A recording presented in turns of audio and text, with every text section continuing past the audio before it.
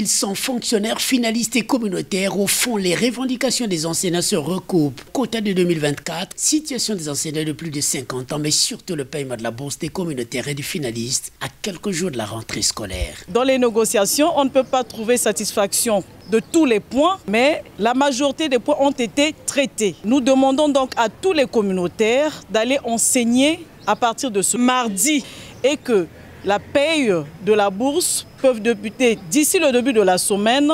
En ce qui concerne le quota, le ministre nous a fait comprendre que tout est en bonne voie. Pour les enseignants finalistes, c'est particulièrement la situation des nouveaux fonctionnaires qui préoccupe les syndicalistes.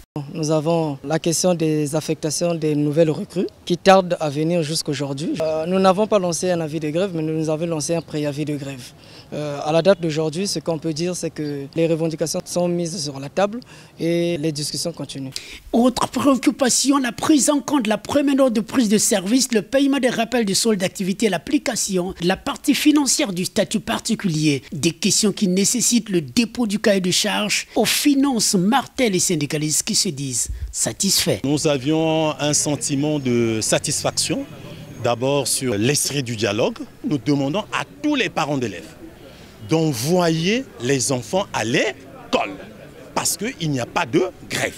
Et nous demandons à tout le personnel enseignant d'aller enseigner. Pour le chef de ce département, il faut maintenir le dialogue. Tout ce que nous avons identifié là, il y a des éléments de réponse à apporter.